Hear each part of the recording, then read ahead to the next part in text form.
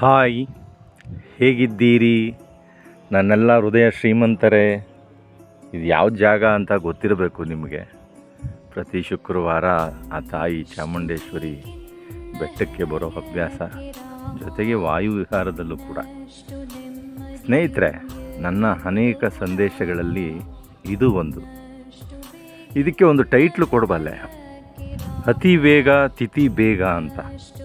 ನಿಮ್ಗೆ ಆಶ್ಚರ್ಯ ಆಗ್ಬೋದು, ಏನಿದು ಈ ರೀತಿ ಹೇಳ್ತಾ ಇದ್ದಾರೆ ಅಂತ.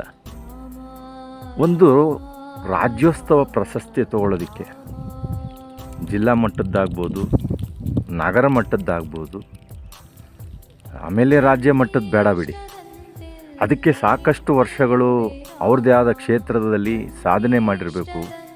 ಕಲೆ ಆಗ್ಬೋದು, ಸಾಹಿತ್ಯ ಆಗ್ಬೋದು, ಸ್ಪೋರ್ಟ್ಸ್ ಆಗ್ಬೋದು, ಇನ್ನಿತರೆ ಅನೇಕ ವಿಧದಲ್ಲಿ ಅದನ್ನು ಸಾಧನೆ ಮಾಡಿರೋ ದಾಖಲೆಗಳನ್ನು ಕೊಟ್ಟು ಅದನ್ನು ಪರಿಶೀಲನೆ ಮಾಡಿ ಆ ನಂತರ ಅವರು ಕೊಡ್ಬೋದಾ ಕೊಡಬಾರ್ದಾ ಅನ್ನೋದಕ್ಕೊಂದು ಕಮಿಟಿ ರಚನೆ ಆಗಿ ಆ ರಚನೆಯಲ್ಲಿ ಒಂದು ಸಭೆ ತೀರ್ಮಾನ ಮಾಡಿ ಒಂದು ವ್ಯವಸ್ಥೆ ಮಾಡುತ್ತೆ. ಯಾಕೆ ಈ ಸಂದರ್ಭದಲ್ಲಿ ಇದು ಹೇಳ್ತಾ ಇದ್ದೀನಿ ಅಂದರೆ, ಜಾರ್ನ್ ಅಂತ ಅಂದ್ಬಿಟ್ಟು ಒಬ್ಬ ಫೋಟೋಗ್ರಾಫರ್ ಇದ್ದ. ಅವನು ತುಂಬ ಕಡೆ ಫೋಟೋ ತೆಗಿತಾ ಇದ್ದ. ಅವನು ಆರ್ಥಿಕವಾಗಿ ತುಂಬ ಕಷ್ಟದಲ್ಲಿದ್ದ. ಕಡೆಗೆ ಇನ್ನೇನು ಅವನಲ್ಲಿರೋ ಕ್ಯಾಮ್ರನ್ನ ಕೂಡ ಮಾರಾದರೂ ಜೀವನ ಮಾಡಬೇಕಲ್ಲ, ಹೊಟ್ಟೆಪಾಡಿಗೆ, ಅದನ್ನಾದರೂ ಮಾರಬೇಕು ಅನ್ನೋ ಸ್ಥಿತಿ ಬಂತು. ಯಾವುದೋ ಒಂದು ಪ್ರದೇಶಕ್ಕೆ ಹೋದ, ನಿರ್ಜನ ಪ್ರದೇಶ, ಅಂದರೆ ಜನ ಇರ್ತಾರೆ, ಅಲ್ಲಿ ಏನು ವ್ಯವಸ್ಥೆ ಇರಲ್ಲ. ಅಲ್ಲಿ ಸಾಧಾರಣವಾಗಿ ಫೋಟೋ ಕ್ಲಿಕ್ ಮಾಡೋದಕ್ಕೆ ವೀಕ್ಷಣೆ ಮಾಡ್ತಾ ಇದ್ದ. ಅಲ್ಲಿ ಒಂದು ಘೋರವಾದ ಒಂದು ಸಂಗತಿ ಕಾಣ್ತು. ತೀರಾ ಬರಡಾದ ಭೂಮಿಯಲ್ಲಿ ಒಂದು ಮಗು ಆಹಾರ ಇಲ್ಲದೆ ಕುಂತಲ್ಲೇ ಸಾಯೋ ಸ್ಥಿತಿಲಿ ಕುಂತೆ ಇರುತ್ತೆ. ಅದನ್ನು ನೋಡಿ ಒಂದು ಹದ್ದು ಆ ಮಗುನ ತಿನ್ನೋದಕ್ಕೆ ಅಂತ ಕಾಯ್ಕೊಂಡು ಕೂತಿರುತ್ತೆ. ಇದು ಇವನ ಕಣ್ಣಿಗೆ ಬೀಳುತ್ತೆ. ಇವನ ಕಣ್ಣಿಗೆ ಬಿದ್ದ ಮೇಲೆ ಆ ಫೋಟೋ ಕ್ಲಿಕ್ ಮಾಡ್ತಾನೆ. ಒಂದು 4-5 ಫೋಟೋ ಕ್ಲಿಕ್ ಮಾಡ್ತಾನೆ. ಆ ನಂತರ ಬಂದು ಒಂದು ಗ್ಯಾಲರಿಲಿ ಅದನ್ನು ಪ್ರದರ್ಶನ ಮಾಡ್ತಾನೆ. ದುರಂತನೋ ಅಥವಾ ನಮ್ಮ ಜನಗಳ ಹುಚ್ಚುತನವೋ ಏನೋ ಗೊತ್ತಿಲ್ಲ. ನಮ್ಮ ಜನ ಅಂತಲ್ಲ, ಜನ ಮನಸ್ಥಿತಿನೇ ಅಂಥದ್ದು. ಸಹಸ್ರಾರಲ್ಲ, ಲಕ್ಷಾಂತರ ಅಲ್ಲ, ಕೋಟ್ಯಾಂತರ ವೀಕ್ಷಣೆ ಆಗುತ್ತೆ.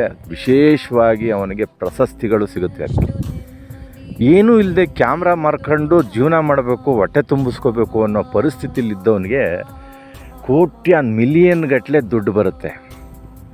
ದೊಡ್ಡ ಶ್ರೀಮಂತ ಆಗ್ತಾನೆ. ಆ ಒಂದು ಫೋಟೋ ಅವನ ಜೀವನವನ್ನು ಬದಲಾಯಿಸ್ತು.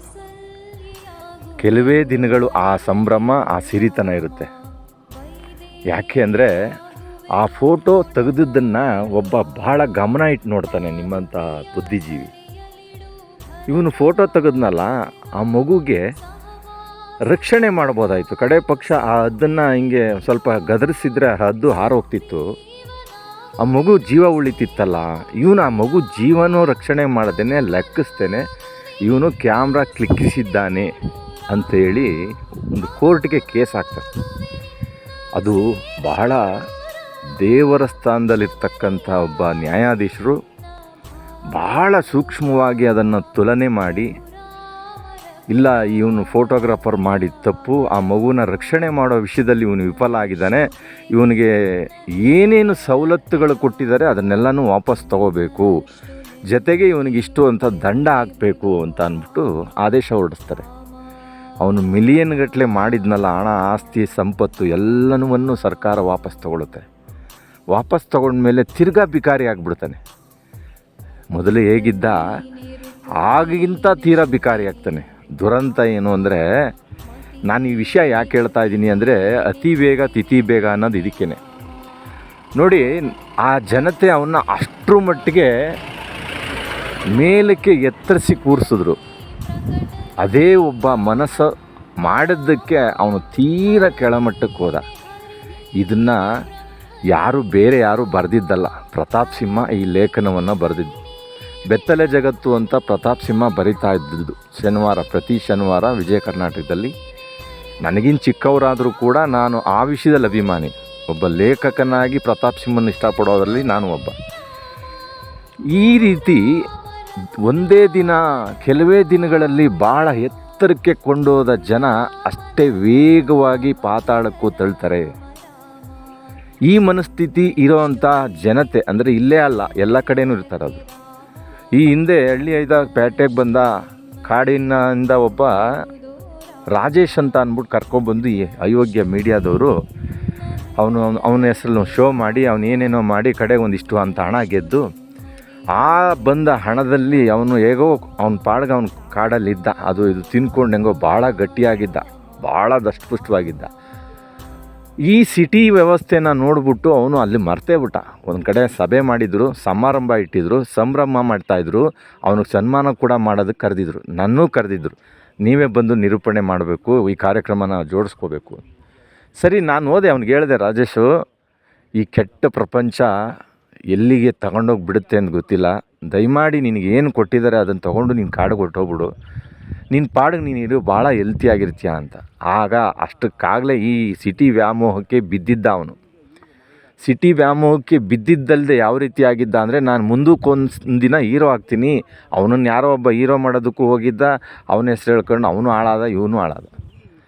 ಆದರೆ ಈ ವ್ಯಾಮೋಹಕ್ಕೆ ಬಿದ್ದು ಅವನು ಕಡೆಗೆ ಮನಸ್ಸು ವಿಚಲಿತ ಆಗಿ, ಮತ್ತು ಇದೇನು ಹೇಳ್ತಾರಲ್ಲ, ಮನಸ್ಥಿತಿ ಎಲ್ಲ ತುಂಬ ವಿಕಾರ ಮಾಡ್ಕೊತಾರೆ, ಖಿನ್ನತೆ ಉಂಟಾಗಿ ಅವನು ಇದ್ನಲ್ಲ ಮನೆಯಿಂದ ಮೇಲಿಂದ ಬಿದ್ದು ಸೂಸೈಡ್ ಮಾಡಿಕೊಂಡ.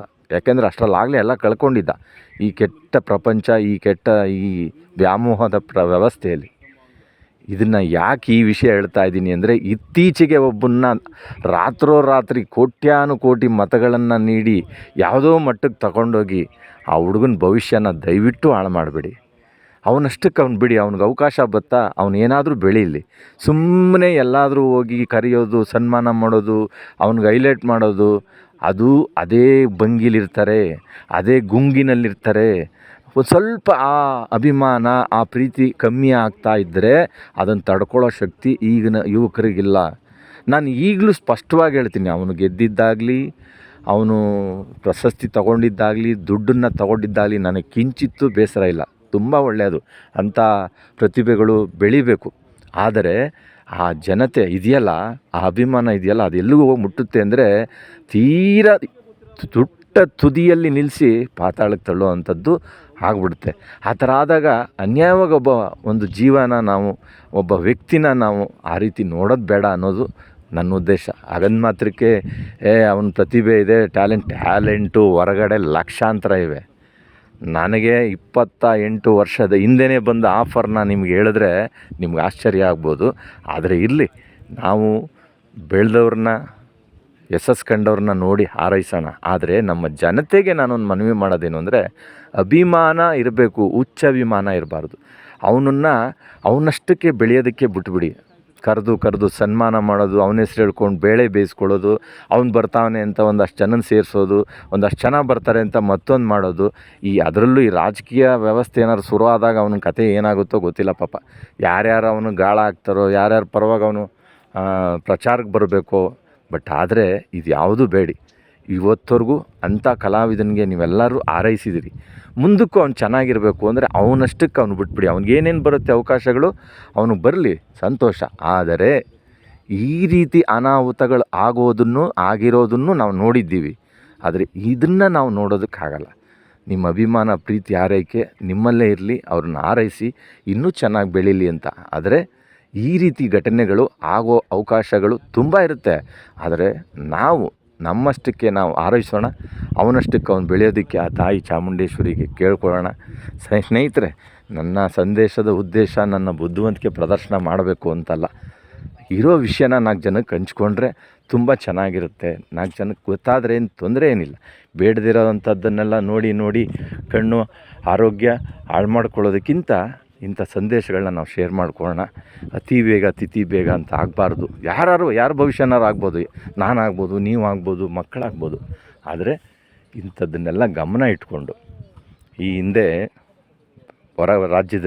ಪಕ್ಕದ ರಾಜ್ಯದಲ್ಲಿ ಒಬ್ಬ ಸಿನಿಮಾ ನಟಿ ಅವಳ ಹೆಸರಲ್ಲಿ ದೇವಸ್ಥಾನ ಕಟ್ಟಿದ್ರು, ಪೂಜೆ ಪುರಸ್ಕಾರಗಳು ಮಾಡ್ತಾಯಿದ್ರು. ಅವಳು ಒಂದೇ ಒಂದು ಮಾತಿಂದ ಅವಳದ್ದು ಪರಿಸ್ಥಿತಿ ಏನಾಯಿತು ಅಂದರೆ, ಒಂದು ಸಮಾರಂಭದಲ್ಲಿ ಒಂದು ಹೇಳಿಕೆ ಕೊಟ್ಟರು. ಆ ಹೇಳಿಕೆ ಜನ ಆ ದೇವಸ್ಥಾನಗಳನ್ನೆಲ್ಲ ಒಡೆದು ಅವಳ ಮೇಲೆ ಇದ್ದದ್ದು ಅಭಿಮಾನ ಎಲ್ಲ ಹಾಳು ಮಾಡಿ ಅವಳ ಫೋಟೋಗೆಲ್ಲ ಚಪ್ಪಲಿಲಿ ಹೊಡೆದು ಏನೆಲ್ಲ ಮಾಡಿದ್ರು. ಅವಳು ಆಡಿದ್ದು ಒಂದೇ ಮಾತು, ಆ ಮಾತು ಯಾಕೆ ಅಂತ ನಾನು ಹೇಳಲ್ಲ, ಆದರೆ ಪ್ರೀತಿ ಅಭಿಮಾನ ಆರೈಕೆ ನಿಮ್ಮಲ್ಲೇ ಇರಲಿ, ದೂರದಿಂದನೇ ಆರೈಸಿ. ಇಂಥ ಪ್ರತಿಭೆಗಳು ನಮ್ಮ ರಾಜ್ಯದಲ್ಲಿ ಅನೇಕರು ಹುಟ್ಕೊಳ್ಳಿ. ನಾನೊಬ್ಬ ಕಲಾವಿದನಾಗಿ ಮುಕ್ತ ಮನಸ್ಸಿನಿಂದ ನಿಮ್ಮ ಹತ್ರ ಈ ವಿಷಯ ಹಂಚ್ಕೊಂಡೆ, ಅನ್ಯಥಾ ಭಾವಿಸ್ಬೇಡಿ. ನನ್ನ ಬುದ್ಧಿವಂತಿಕೆ ಪ್ರದರ್ಶನ ಮಾಡೋ ಉದ್ದೇಶ ಅಲ್ಲ, ಯಾಕೆಂದರೆ ಎಲ್ಲ ನೀವು ಕೊಟ್ಟಿರೋ ಅಂಥದ್ದೇ ಸಾಕು ನನಗೆ ಪ್ರೀತಿ. ಧನ್ಯವಾದಗಳು. ಆ ತಾಯಿ ಚಾಮುಂಡೇಶ್ವರಿ ಎಲ್ರಿಗೂ ಒಳ್ಳೇದು ಮಾಡಲಿ.